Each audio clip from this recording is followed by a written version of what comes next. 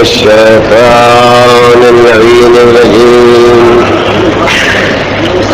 بسم الله الرحمن الرحيم الحمد لله رب العالمين والعاقبة للمتقين والجنة للموحدين والنار للملحدين والصلاة والسلام على سيد الأنبياء والمرسلين سيدنا ونبينا والقاسم الطيبين الطاهرين المعصومين واللعنة الدائمة على قاتليهم وغاصبي حقوقهم وأعدائهم إلى يوم الدين. أما فقد قال الله تبارك وتعالى وهو أصدق القائلين بسم الله الرحمن الرحيم وما أرسلناك إلا رحمة للعالمين. صلوات محمد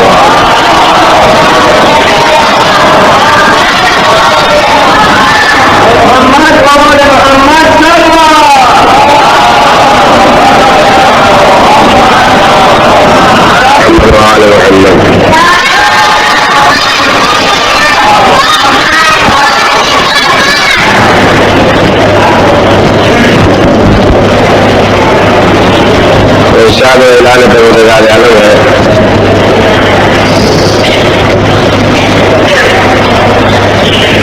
کہ ہم نے اپنے نبی کو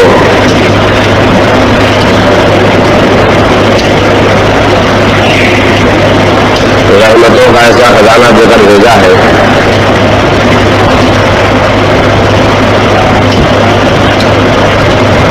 جو سارے عالموں کے لیے کافی ہے.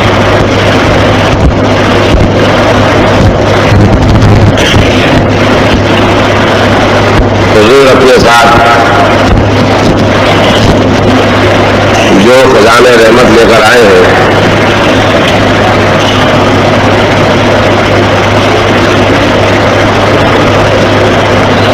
اس میں سب سے بڑا خزانہ رحمت آپ کے اہل بیت طیبین طاہرین علیہ الصلوۃ والسلام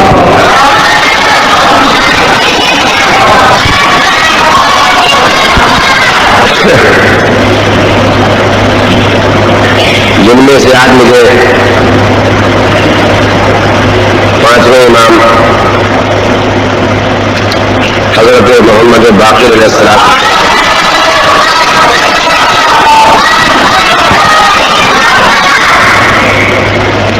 کا تذکرہ کرنا ہے.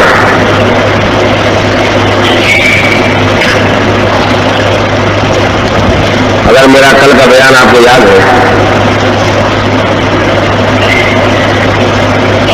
تو پانچویں امام کے بارے میں پہلی بات یہ یاد رکھیے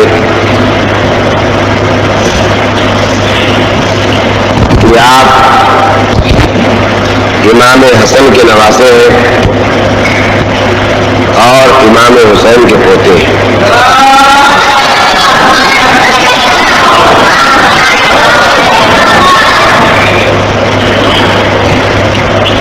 اور کوئی حدیث نقل نہیں کرتا میں،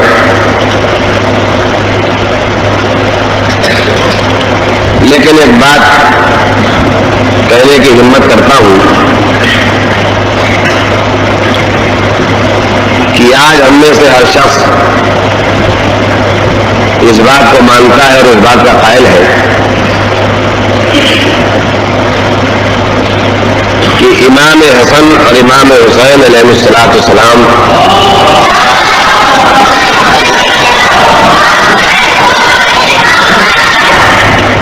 فرزند رسول ہے.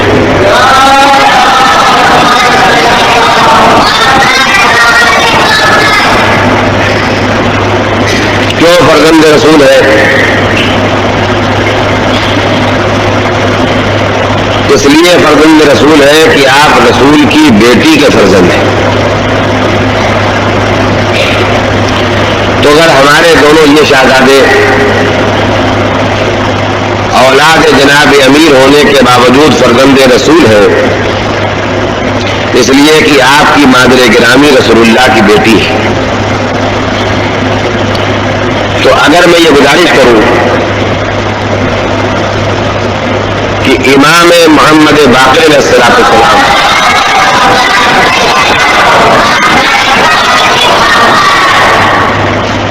اسی اصول پر نسل امام حسن میں باعتبار نسل کے وہی حیثیت رکھتے ہیں جو امام حسن اور امام حسین کو رسول اللہ سے حاصل ہے۔ یہ بات میں اس لیے کہنا چاہتا ہوں کہ اگر میں یہ گزارش کروں کہ امامت نسل حسن میں بھی ہے اور نسل حسین میں بھی ہے، تو یہ میرا کہنا اس لیے بیجا نہ ہوگا کہ باقی امام سب اولاد امام محمد باقر علیہ السلام ہیں، اور امام محمد باقر علیہ السلام پوتے ہیں امام حسین کے اور نواسے ہیں امام حسن کے۔ تو اگر ماں کی وجہ سے شہزادے ہمارے فرزند رسول ہیں تو اپنی ماں کے ذریعے سے امام محمد باقر فرزند امام حسن ہے۔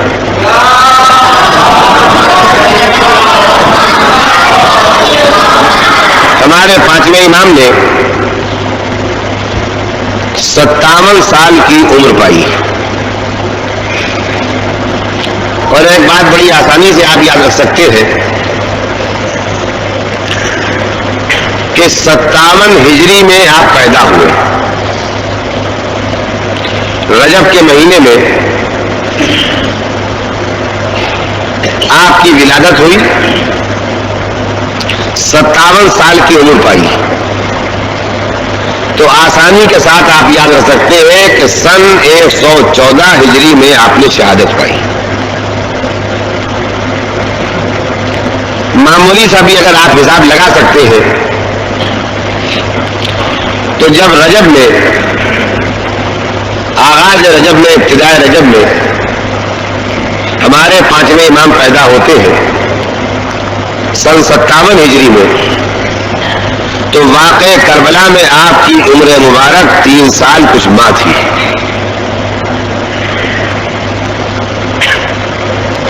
میں دعویٰ تو نہیں کر سکتا، لیکن شاید یہ کہنا غلط نہ ہو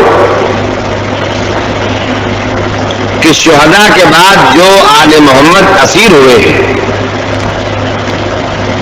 ان میں شاید سب سے کم سن امام محمد باقر علیہ السلام تھے۔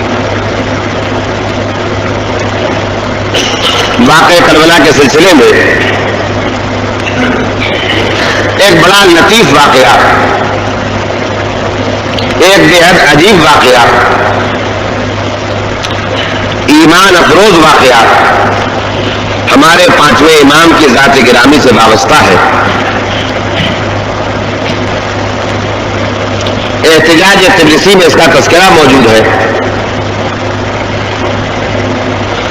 کہ یزید ملعون نے چوتھے امام کو قتل کیے جانے کا حکم دیا اپنے دربار میں۔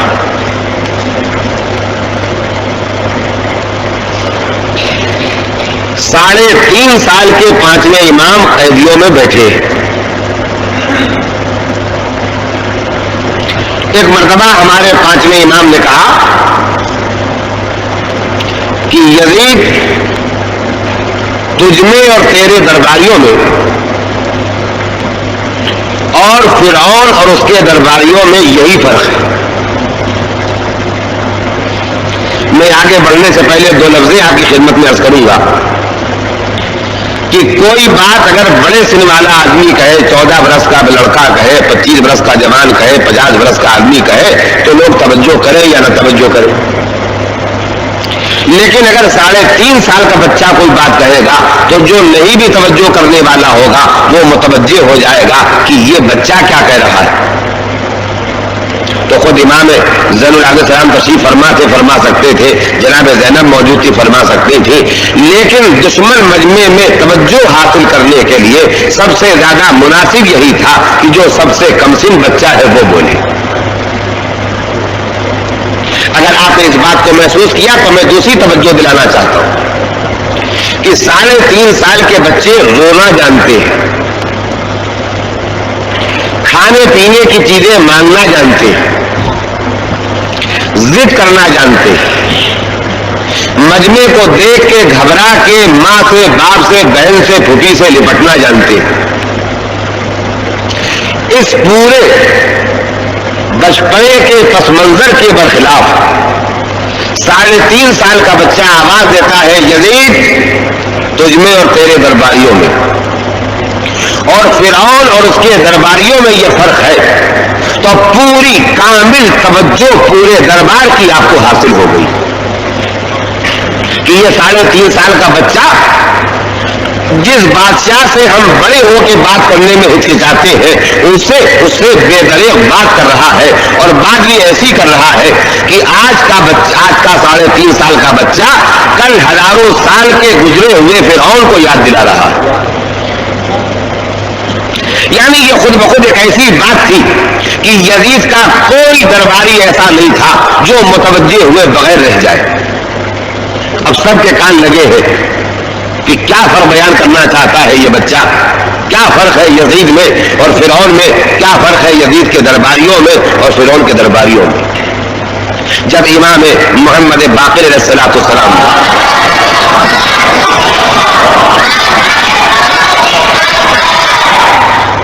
یزید کے پورے دربار کے مجمع کو متوجہ فرما لیا تو فرمایا کہ معصوم جو بے گناہ ہوتا ہے، چاہے نبی ہو چاہے امام ہو،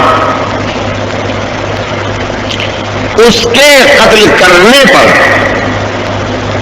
اور اس کے قتل کیے جانے پر صرف وہی شخص تیار اور راضی ہو سکتا ہے جو ناجائز پیدا ہوا ہو۔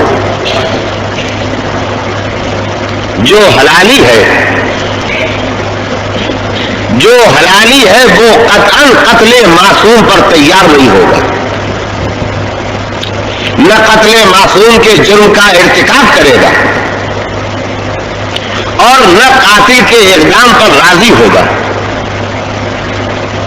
تو آپ نے فرمایا کہ فرعون اور اس کے درباری ناجائز پیدا نہیں ہوئے تھے، کافر تھا، جہنمی تھا، دوزخی تھا، مگر اس کے باوجود حلالی تھا۔ اور تو یزید اور تیرے درباری یہ سب ناجائز پیداوار، اس لیے تم قتل معصوم پر سیاد۔ ذرا پہلی بات جو آپ محسوس کریں وہ یہ محسوس کریں کہ دشمن کے دربار میں امام محمد باقر علیہ السلام نہیں بول رہے ہیں، بلکہ اپنے باپ کو اس درجے کا معصوم بتا رہے ہیں جس درجے کا معصوم مسلمان جناب موسیٰ کو مانتے ہیں۔ میں نے ایک لفظ کی قید لگائی، جس درجے کا معصوم جناب موسیٰ کو مسلمان مانتے ہیں، اس لیے کہ ہم اپنے 14 معصومین علیہ السلام کو سارے انبیاء سے بہتر درجے کا معصوم مانتے ہیں۔ ہمارے عقیدے میں جناب موسیٰ کی عصمت سے بلند ہے 12 اماموں کی عصمت، صلوات بھیجے محمد راغب۔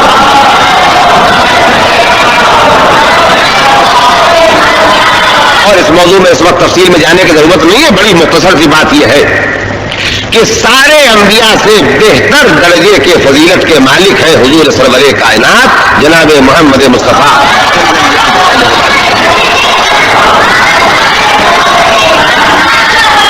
اور قرآن مجید میں آیہ مباہلہ جب نازل ہوئی ہے تو مولا کائنات کو نفس نبی کہا گیا ہے۔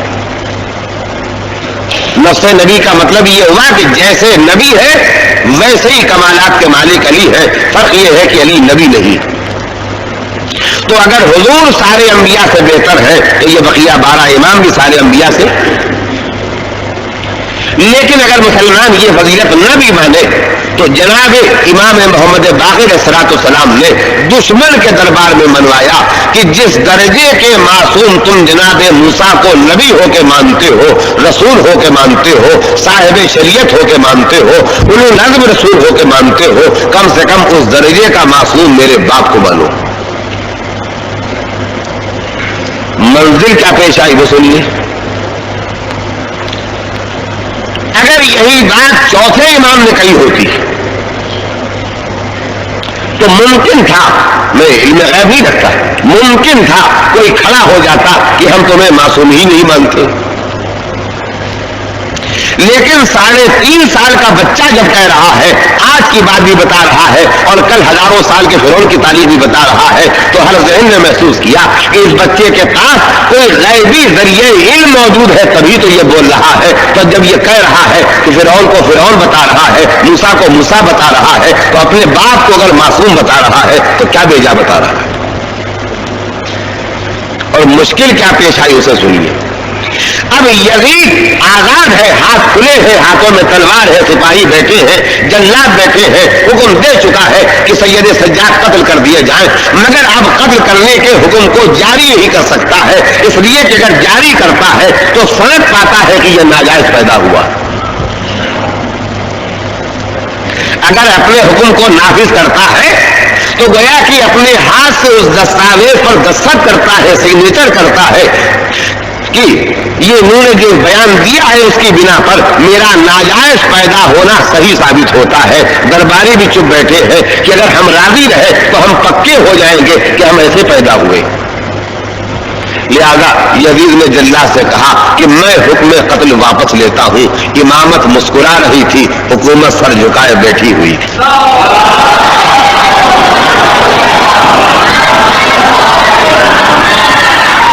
صلوات اور بھیجے محمد علیہ محمد۔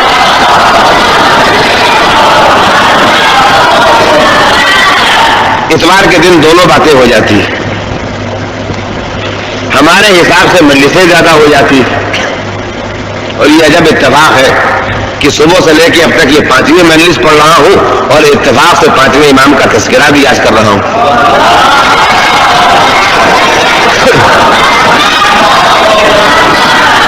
اور اتوار کے دن ماشاءاللہ مومنین بھی بڑھ جاتے ہیں۔ میں یقیناً ان مومنین کو مبارکباد دیتا ہوں جو اتوار کے دن پکنک پہ جانے کے بجائے، گھومنے پھرنے کے لیے جانے کے بجائے، کسی تفریحی پروگرام بنانے کے بجائے اس کو اہمیت دیتے ہیں کہ آج ہمیں موقع مل گیا ہے تو ہم مسجد چلے، ہم مجلس میں چلے۔ میں ان کا مذاق ہرگز نہیں اڑاؤں گا، میری نگاہ میں وہ قابل قدر ہے کہ جب موقع پایا تو وہ آئے، تو جب موقع پایا جب تو آئے، اس کے معنی یہ ہے کہ ان کی نیت تب بھی رہتی ہے جب موقع نہیں پاتے۔ تو اگرچہ میں تھکا ہوں اور اس کے بعد بھی مجھے امامیہ مسجد میں مجلس پڑھنا باقی ہے، لیکن میں آپ کی خدمت میں جہاں تک موقع ہے گزارش کروں گا، صلوات بھیجے محمد علیہ۔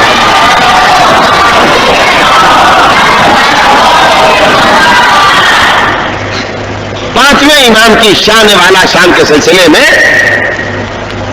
ایک بات یاد رکھنے کے قابل اور حضور کے صحابیوں میں ایک صحابی ہے جناب جابر ابن عبداللہ انصاری۔ جناب جابر ابن عبداللہ انصاری سے نبی نے یہ کہا تھا کہ اے جابر، تم میری اولاد میں ایک ایسے بچے سے ملاقات کرو گے جس کا نام بھی میری طرح محمد ہوگا۔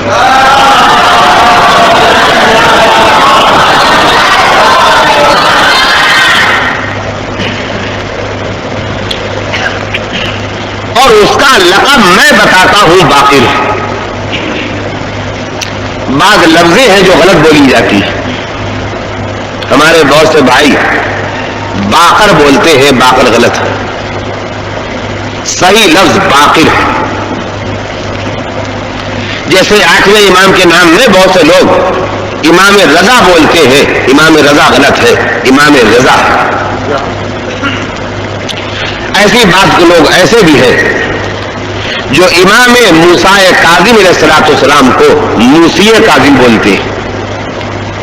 تو یہ میں نے آپ کے ذرا توجہ دلا دی۔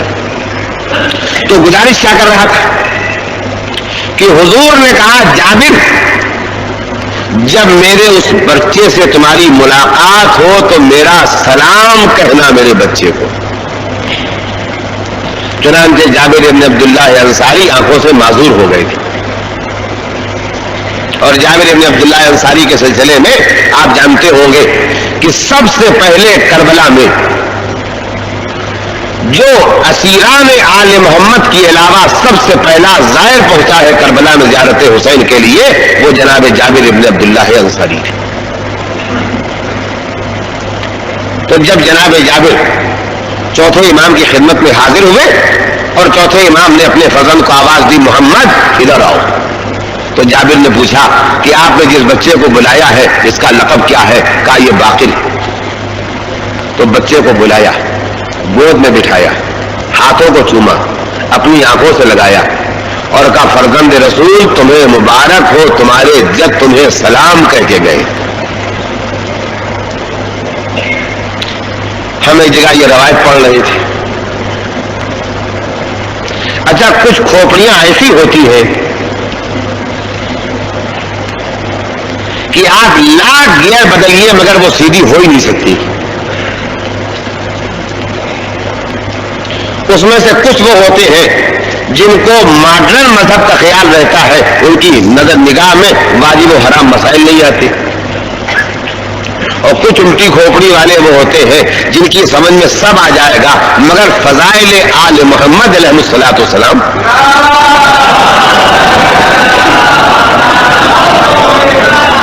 یہاں یہ بابا لیٹے ہیں اور وہاں وہ بابا لیٹے ہیں اور یہاں یہ شہید لیٹے ہیں اور وہاں وہ شہید لیٹے ہیں. 1-2 ہزار بے حقیقت قبروں کا طواف ہو رہا ہے، لبان سلگ رہی ہے، ہنگامہ ہو رہا ہے.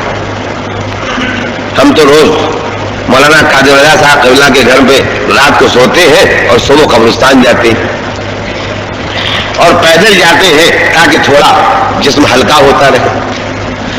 تو برابر سے 2 کام دیکھتے ہیں. آپ ہم سے زیادہ ہیں ڈوگری کے آنے جانے والے، ہم تو آج متوجہ ہوئے. پہلے ایک مندر بنا ہے، وہاں 2 گائے بندھی رہتی ہے اور 2 ٹوکریوں میں کچھ گھاس رکھی رہتی ہے. کچھ پن کرنے والے آتے ہیں، پیسے دیے، گھاس خریدی، گاؤں ماتا کو کھلایا اور پاپ دھل گئے چلے گئے. اس ماڈرن زمانے میں آج کی بات میں سناتا ہوں، میں نے اپنی آنکھ سے دیکھا، بچوں کو بھی دیکھا اور بڑوں کو بھی دیکھا کہ گائے پیشاب کر رہی ہے، وہ اس کے پیشاب کو ہاتھ میں بطور تبرک لے کے ماتھے میں لگا رہے، ہونٹوں میں لگا رہے. ایک مراد جی بدنام ہو گیا، اپنا پیشاب پیتا تھا. اور یہ سب پوتر ہو گئے، شدھ اصلی مومن، بالکل پرہیزگار متقی. کیوں؟ اس لیے کہ میں گاؤں ماتا کا پیشاب آنکھوں میں لگایا، سر میں لگایا، ہونٹوں میں لگایا اور میرے خیال میں کچھ تھوڑا بہت. اچھا اس کے آگے پہنچے تو ایک اونچی سی قبر بنی ہوئی. اچھا وہاں ایک صاحب کھڑے رہتے، انہوں نے مجھے پہچانا نہیں. جب ہم روز گزرتے ہیں کہ بابا ادھر کچھ دیتے جاؤ، انہیں یہ پتا نہیں کہ اگر ہم دینے والے بھی ہو تو یہاں کچھ دینے والے نہیں ہیں. تو یہ کیا ہے؟ جیسی خرافات اس گائے کی پرستش ہے، تعظیم ہے، اس کو کھلانا ہے، اس کے پیشاب کو تبرک سمجھ کے ملنا ہے، ویسے ہی بیجا پرستش اس قبر کی. ہزاروں روپے خرچ ہو جائیں گے، ہر سال خرچ ہو جائیں گے. کاہے پر خرچ ہو جائیں گے؟ فلاں بابا لیٹے ہیں، فلاں مزار ہے، فلاں ولی ہے، فلاں حاجی ہے. ایک ہنگامہ ہے، جہاں بیٹھا کرتے تھے مر گئے تو آج وہاں کہیں جگہ نہیں ہے تو خالی دروازے پہ لکھا ہے فلاں بابا. دکان ہماری ہے، قبضہ ان کا ہے. لیکن آل محمد علیہ الصلوۃ والسلام کے فضائل کا ذکر آ جائے تو وہ الٹی کھوپڑیوں میں پھر گنجائش نہیں پیدا ہوتی ہے. ان کا ہاتھ دیکھا مولوی صاحب نے کیا الٹی سیدھی روایت بیان کر دی. بھلا حضور نبی دادا نانا پردادا پرنانا اتنے بزرگ محمد باقر علیہ السلام، بچے چھوٹے پوتے نواسے، ان کو نبی سلام کہنا ہے۔ اب یہ سمجھ بات نہیں آئے گی، لیکن ہمارے پاس بھی ایسا جواب موجود ہے کہ اگر قرآن مجید میں ایسی آیتیں موجود ہیں کہ خدا خدا ہو کے نوح پر سلام کر رہا ہے، خدا خدا ہو کے یاسین پر سلام کر رہا ہے، خدا خدا ہو کے محمد مصطفیٰ پر سلام کر رہا ہے، تو اگر خدا بندے پر سلام کر سکتا ہے تو محمد مصطفیٰ اپنے بچے پر سلام کر سکتا ہے۔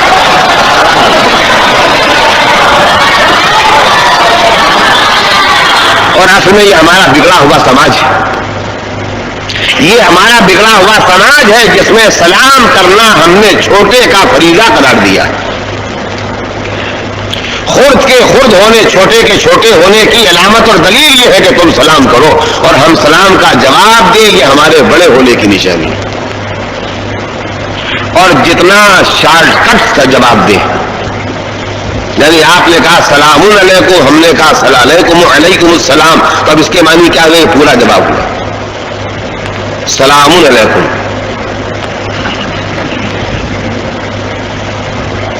اس لیے کہ بڑے آدمی ہیں، آئی سی ایس افسر ہے، سیٹ ہے، مولانا ہے، قبل و کعبہ ہے، میں سبھی نام لے لوں تاکہ کسی کو برا نہ لگے۔ اب ہم سب کو سلام کا جواب کہاں دیتے پھریں گے؟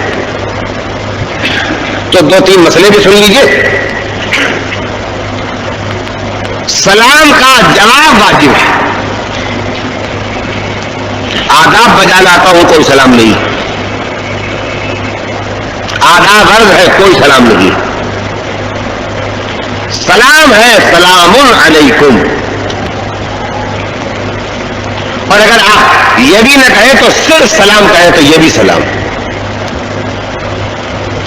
سلام سلامتی کے لیے دعا کرنا ہے، سلام علیکم، تم پر اللہ سلامتی نازل رکھے، محفوظ رکھے۔ اب یہ بتائیے کہ دعا کرنا چھوٹے ہی کا کام ہے یا دعا دینا بڑے کا کام ہے؟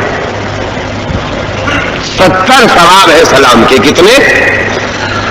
70 ثواب ہے سلام کے اور جواب سلام کے، جس میں 69 یعنی ایک کم 70 ثواب اسے ملتے ہیں جو سلام کی ابتدا کرتا ہے، سلام پہلے کرتا ہے، اور ایک ثواب اسے ملتا ہے جو جواب دیتا ہے۔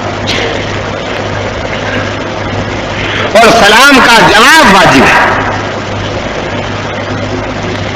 اگر آدمی نماز پڑھ رہا ہے تو بہتر یہ ہے کہ آپ اس نمازی کو مخاطب کر کے سلام نہ کریں، کیوں اس کے نماز میں خیالات میں کسی قسم کی تبدیلی پیدا ہو، لیکن نمازی پر بھی سلام کرنا حرام نہیں ہے۔ اگر ایک ہی آدمی نماز پڑھ رہا ہے اور آدمی مسجد میں داخل ہوا، اس نے کہا سلام علیکم، اب اس کے علاوہ کوئی اور ہے ہی نہیں جواب دینے والا، تو اسی پر جواب واجب ہے۔ تو اتنا واجب ہے کہ یہ نہیں کہ جب نماز ختم کر لیں گے تب جواب دیں گے، نہیں، نماز روکو اور فوراً جواب دو۔ تو جو خدا کہتا ہے کہ بندے نے سلام کیا ہے، اس کا حق پہلے ادا کرو، میرا حق بعد میں ادا کروں گا۔ لیکن مسئلہ یاد رکھیے گا، آپ نے کہا سلام علیکم، میں نے کہا علیکم السلام، اور سڑکوں پر آپ نے سلام سنے ہوں گے، اس کے مخفف بھی ہیں، یعنی آدھا منہ کے اندر اور آدھا منہ سے۔ یو پی تک میں تو یہاں تک نوبت پہنچ جاتی ہے، سائکم وائکم سائکم وائکم، انہیں اللہ جانے کیا کہہ رہے ہیں۔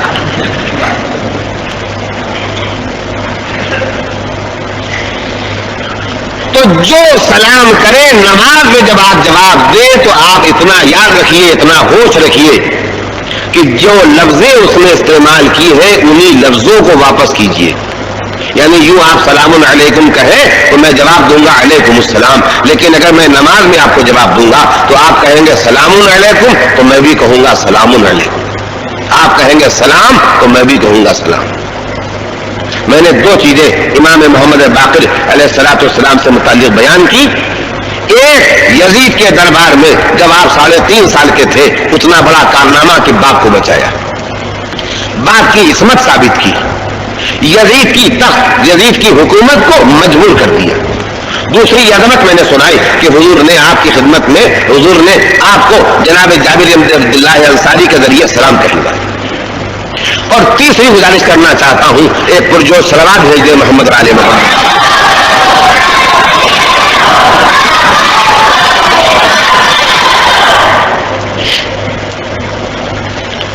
تفصیلات میں مجھے اس لیے جانا پڑتا ہے کہ ان مجالس کا مقصد ہی ہے کہ جو بچے نہیں جانتے ہیں ان کے معلومات میں اضافہ ہوتا جائے. تو میں ذرا زیادہ تفصیلات کے سامنے رکھوں تاکہ بچوں کے ذہنوں میں واقعے کی پوری صورتحال، کیفیت و کمیت سامنے آ جائے. اللہ نے نبی پیدا کیے ہیں 1,24,000. ان نبیوں میں جو بڑے نبی ہیں جن کو رسول کہا جاتا ہے ان کی تعداد ہے 313. 313 بڑے نبی جن کو رسول کہا جاتا ہے. ان 313 رسولوں میں 5 ہیں بڑے رسول جنہیں اولو العزم رسول کہا جاتا ہے. اور ان سب کے پاس یہ سب صاحب شریعت ہے. جناب نوح، جناب ابراہیم، جناب موسیٰ، جناب عیسیٰ اور حضور. اب آپ کے خیال میں جناب موسیٰ کی عظمت آ گئی ہوگی. جناب موسیٰ نے ایک دن اللہ کی بارگاہ میں شکرانہ ادا کرتے ہوئے، بھئی یہی تو بشریت کا عروج ہے اور معراج ہے. جناب موسیٰ ہمارے جیسے انسان ہونے کے باوجود کردار میں ہم سے کتنے بلند ہیں، کتنے اونچے ہیں. جسم تو ہمارا جیسا رکھتے ہیں مگر روح کتنی پاکیزہ رکھتے ہیں. جسم ہمارا جیسا رکھتے ہیں لیکن کردار کتنا بلند رکھتے ہیں. اس کے اندازے کے لیے سنیے کہ ایک دن جناب موسیٰ اللہ کی بارگاہ میں شکرانہ ادا کر رہے اور کہا پالنے والے تو نے مجھے جتنی نعمتیں دی ہیں میں اس کا شکر ادا نہیں کر سکتا ہوں. اور کیسے شکر ادا کروں؟ اس لیے کہ میرا اندازہ یہ ہے، جناب موسیٰ کہتے ہیں میرا اندازہ یہ ہے کہ آج زمانے میں کوئی دوسرا بندہ ایسا نہیں ہے جس کو تو نے اتنی نعمتیں دی ہو جتنی نعمتوں سے مجھے نوازا. ہمارے پاس بولنے کی طاقت آ جائے، 150 مقرروں سے ذاکروں سے ہم بہتر بولنے لگے تو ہمارے دماغ میں فرعونیت و تکبر پیدا ہوتا ہے. ہم بولنے والے. آپ کے پاس دولت آ جائے، مزاج میں بلندی اور تکبر پیدا ہوتا ہے. ہم پیسے والے. کسی کے پاس حکومت آ جائے کہ ہم جدھر سے نکلتے ہیں لوگ ہم کو سلام کرتے ہیں تو مزاج میں فرق آ جاتا ہے. تو جہاں تکبر پیدا ہو جائے یہ بگڑی ہوئی بشریت ہے، اور جہاں تکبر کے بجائے خاکساری پیدا ہو جائے یہ سنوری ہوئی بشریت ہے. تو جناب موسیٰ عقل نہیں رہے معاذ اللہ، بلکہ کہتے پالنے والے میں تیرا شکر کیسے ادا کر سکتا ہوں، کیسے ادا کر سکتا ہوں؟ اس لیے کہ تو نے مجھے اتنی نعمتیں دی ہیں کہ میرا خیال یہ ہے کہ شاید آج دوسرا بندہ ایسا نہیں ہے جس کو ہے پالنے والے تو نے مجھ سے زیادہ نعمت دی ہو. کہ ایک مرتبہ اللہ کی آواز آئی مگر موسیٰ ایک بندہ ایسا ہے جس کو ایک فضیلت تم سے زیادہ دی، ایک نعمت تم سے زیادہ دی. آپ یقین مانیے یہ سمجھنے کی جگہ ہوتی، ہم ہوتے تو جل جاتے ہیں. ہم سے بھی کوئی اونچا ہے اور دوسرے کو دیکھ کے جلنے میں 2 سے آگے کوئی نہیں. دوسرے کی نعمت دیکھ کے جلنے میں 2 سے آگے کوئی نہیں ہے. ایک عورت اور ایک ہمارے جیسے مولوی.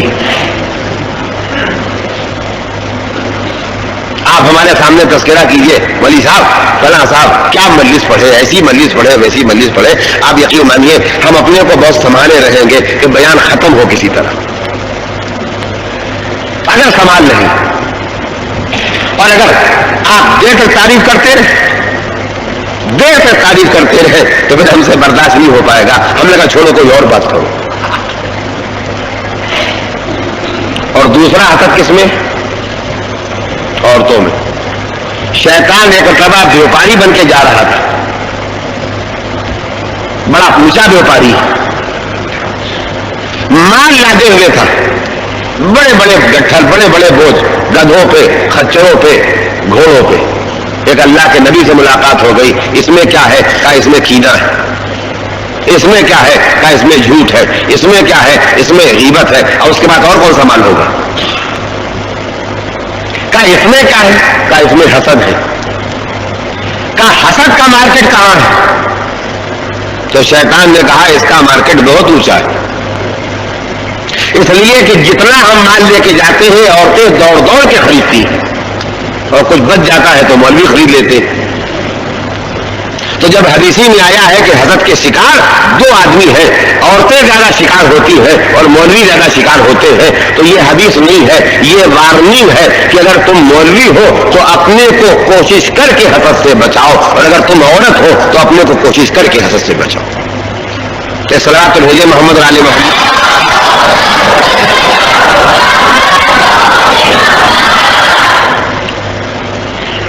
تو ہم آپ ہوتے توریت ہم پر نازل ہوئی، طور پر باتیں کرنے ہم آتے ہیں، کلیم اللہ ہم ہیں، اور ایک ہم سے بھی اونچا ہو گیا. مگر اللہ رے عصمت جناب موسیٰ کا پالنے والے پھر اس بندے کا پتہ بتا، میں اس کی زیارت کے لیے جاؤں. جہاں حسد پیدا ہو جائے یہ بگڑی ہوئی گری ہوئی انسانیت ہے، اور جہاں شوق زیارت پیدا ہو جائے یہ مزاج نبوت ہے، یہ مزاج عصمت ہے، یہ مزاج مسویت ہے. صلوات بھیج دے محمد راجہ.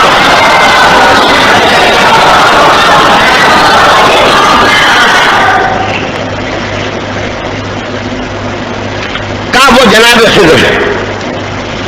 جناب خضر کے نام دو طرح سے لیے جاتے ہیں، خضر بھی آپ کے نام کے لیے لکھا جاتا ہے اور خضر بھی لکھا جاتا ہے. تو عام طور سے زبانوں پر خضری رائج ہے، میں وہی بولتا ہوں کہ کانوں کو اجنبی کیوں لگے. تو جناب موسیٰ علم حاصل کرنے کے لیے موسیٰ ہو کے اولو العزم رسول ہو کے صاحب شریعت رسول ہو کے صاحب کتاب و صاحب توریت رسول ہو کے کس کے پاس آئے؟ کس کے پاس آئے؟ جناب خضر کے پاس آئے. اور یہ جناب خضر علم حاصل کرنے کے لیے جس کے پاس آتے تھے اس کا نام ہے محمد باقر علیہ السلام.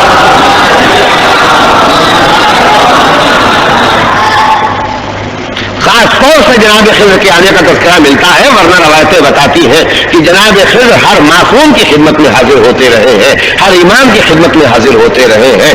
شہادت کے بعد شہید امام کی تعزیت اس کے وارث امام کو دینے کے لیے آتے تھے. تو بس اتنا یاد رکھیے گا، جو طور کی بلندیوں پر جائے وہ موسیٰ،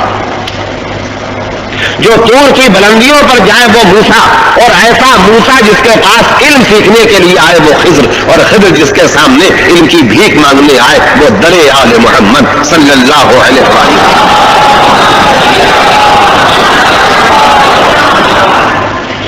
جو اور تذکرے مجھے کرنا ہے وہ کرنا ہے، مگر میری ایک بہن نے کئی دن ہوئے تو سوالات لکھ کے بھیجے تھے، اس میں سے ایک کا میں نے جواب دیا تھا، 4-5 باقی. تو ہم نے بھی اٹھا رکھا تھا کہ سوال ایک کا ہے، سننے والے جس دن زیادہ ہو جائیں اس دن سنا دیں گے. ایک صلوات بھیجے محمد آل محمد. ایک درود اور بھیجے محمد آل محمد.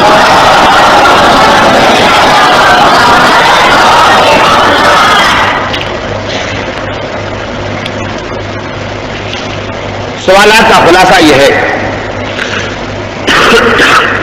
کہ پوچھنے والی بہن کو اس بات میں شبہ ہے کہ ہم اپنے عزیزوں کو تو سورہ فاتحہ پڑھیں، قرآن پڑھیں، نماز پڑھیں، ثواب کا ہدیہ کر دیں، ٹھیک، لیکن ہمارے ایسے گناہگار، ہمارے ایسے نجس، اور ہم سورہ پڑھیں یا کوئی نیکی کرے اور اس کا ثواب اپنے 14 معصومین کی خدمت میں بھیجے تو بھیج سکتے ہیں یا نہیں بھیج سکتے؟ تو شبہ ان کو پیدا ہوا، ٹھیک پیدا ہوا. کیوں پیدا ہوا شبہ؟ اس لیے کہ زندگی میں ہر بار تو ہم ان سے مانگتے ہیں مغفرت چاہیے، اے نبی آل محمد دلوا دیجئے، اولاد چاہیے دلوا دیجئے، روزی چاہیے دلوا دیجئے. تو جس کے در سے ہم مانگتے ہو اس کی خدمت میں ہم کیا پیش کریں، یہ خیال پیدا ہوتا ہے. لیکن اتنا یاد رکھیے گا کہ اگر خدا کی بارگاہ میں ہم نذرانہ پیش کر سکتے ہیں بندے ہو کر کے، تو غلام ہو کے آل محمد کی خدمت میں نذرانہ پیش کر سکتے ہیں. اور میں آپ کی خدمت میں علماء کرام تشریف فرما ہے، جناب آیت اللہ بھی تشریف فرما ہے، ان سے آپ مزید تصدیق کر لیں گے۔ اماموں کی خدمت میں لوگ آتے ہیں، ایک سوال عرض کرتا ہوں جب آپ سے آپ مطمئن ہو جائیں۔ ایک شخص آیا مکے کا طواف کر کے، عمرہ کر کے، حج کا زمانہ معین ہے، عمرے کا کوئی زمانہ معین نہیں ہے، سال بھر عمرہ ہو سکتا ہے۔ اس نے آ کے کہا کہ مولا جب میں طواف کر رہا تھا عمرے کا تو میرا دل یہ چاہا کہ میں ایک طواف آپ کی طرف سے کر کے اس کا ثواب آپ کی خدمت میں ہدیہ کرتا، مگر مولا میں نے آپ سے پوچھا نہیں تھا، لہٰذا میں نے طواف نہیں کیا، عمرہ نہیں کیا۔ تو اب آپ بتائیے کہ آپ کے لیے ہم غلام بھی ایسی نیکی کر کے ثواب ہدیہ کر سکتے ہیں یا نہیں؟ تو آپ نے فرمایا کہ خوشی کے ساتھ، تم جو امام شہید ہو گئے ہیں ان کی خدمت میں، جو زندہ ہیں ان کی خدمت میں جو ثواب چاہو، جو نیکی چاہو اس کا ثواب ہدیہ کر سکتے ہو۔ تو میں جواب دینا چاہتا ہوں کہ آپ یقیناً سورہ فاتحہ یا کوئی بھی سورہ پڑھ کے اس کا ثواب چاردہ معصوم علیہ السلام کی خدمت میں نذر کر سکتی ہیں، نذر کر سکتے ہیں، یہ ائمہ کی اجازت موجود ہے۔ دوسرا سوال یہ ہے کہ نذر کی کیسے جائے؟ ایک تو سیدھی بات یاد رکھیے گا کہ نذر و فاتحہ میں کی جانا کوئی چیز ہی نہیں، نیت سے ثواب جاتا ہے، نیت سے۔ ہم نے جب سورہ حمد پڑھنا شروع کیا اس نیت سے کہ اس کا ثواب ہم چاردہ معصومین کی خدمت میں پیش کر رہے ہیں، تو یہ نیت کافی ہے ہمارے ثواب کو ان کی بارگاہ تک پہنچانے کے لیے۔ البتہ علماء نے ثواب کو بڑھانے کے لیے، مومنین کے لیے جب ہم سورہ فاتحہ پڑھیں اس کا طریقہ یہ بتایا کہ فرض کیجئے ہم کا سورہ پڑھیے، قل ہو اللہ پڑھیے، اور یہ کہیے کہ ہم نے جو سورے پڑھے ہیں ان کا ثواب ہم چاردہ معصومین کی خدمت میں پیش کرتے ہیں۔ اب یہ ہمارے پڑھے ہوئے سوروں کا ثواب چاردہ معصومین تک پہنچ گیا۔ اس کے بعد علماء نے کہا کہ اب یہ کرو کہ پالنے والے چاردہ معصومین کی خدمت میں سوروں کا ثواب پیش کرنے کا جو ثواب ملا ہے وہ ثواب ہم اپنے فلاں مرنے والے مومن کو ہدیہ کریں۔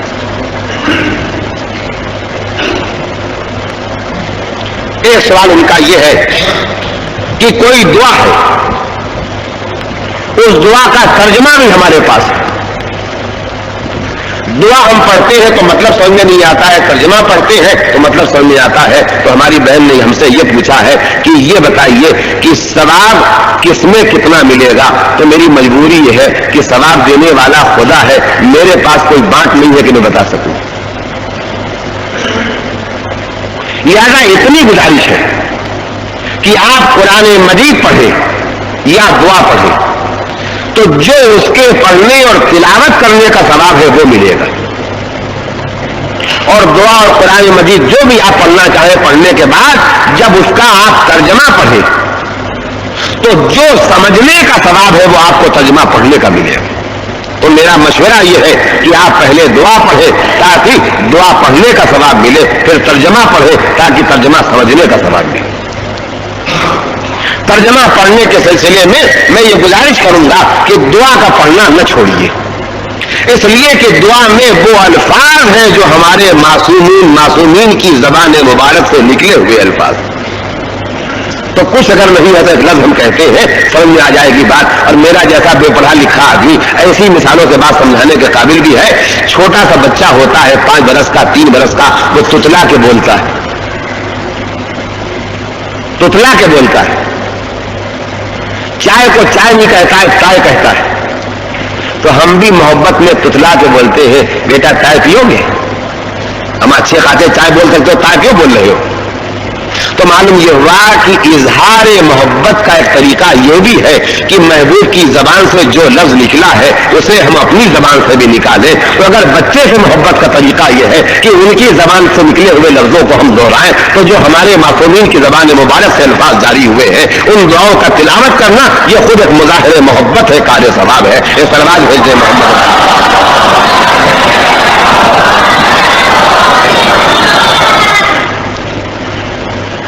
اب ان کے سوالات میں ایک سوال اور باقی رہ گیا ہے، وہ ان کی غلط فہمی اور لا علمی پر منحصر ہے۔ انہوں نے پوچھا ہے کہ ہم جو تنخواہ پاتے ہیں اس پر 2.5 سینکڑے کے حساب سے زکات نکالنا ضروری ہے یا نہیں ضروری ہے؟ تو میں نے بہت مرتبہ سنایا ہے، اور آج اتوار کے دن مومنین زیادہ میرے ہاتھ لگ گئے. تو جو بارہا کی سنائی ہوئی بات اسے پھر سناتا ہوں. صلوات بھیج دیں محمد علی محمد.